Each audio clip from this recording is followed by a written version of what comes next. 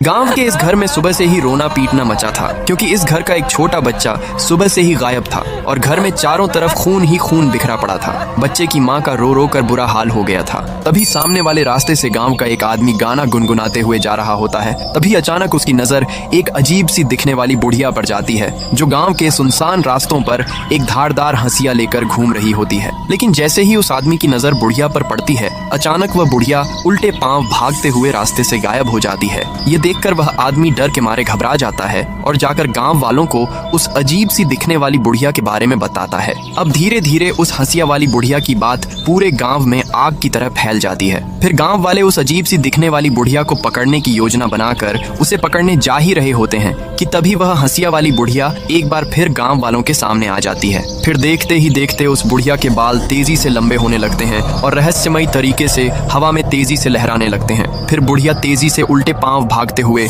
एक बार फिर से गायब हो जाती है। लेकिन सभी गांव वाले एकजुट होकर इस बुढ़िया को ही बच्चे के गायब होने का जिम्मेदार मानकर बुढ़िया को गांव में खोजने के लिए दौड़ पड़ते हैं। लेकिन शातिर बुढ़िया गांव के पीछे वाले सुनसान रास्ते से लोगों की नजरों से बचते हुए एक भारी सूटकेस लेकर भाग जाती है और सूटकेस को झाड़ियों के पीछे बने एक पुराने कुएं में फेंक देती है। तभी गांव वाले बुढ़िया को खोजते हुए उसी पुराने कुएं के पास आ जाते हैं, लेकिन बुढ़िया कुएं में छलांग लगा देती है। तभी कुएं में से एक आवाज आती है, मैंने एक बाबा के कहने पर अपने पोते की सलामती के लिए तेरे बच्चे की बलि चढ़ा दी है। ये सुनकर सभी गांव वाले सन्न रह जाते हैं। लेकिन बेचारी माँ अपने बच्चे के लिए जोर जोर से रोने लगती है, लेकिन फिर भी आपने बेचारे बच्चे के लिए लाइक और सब्सक्राइब नहीं किया।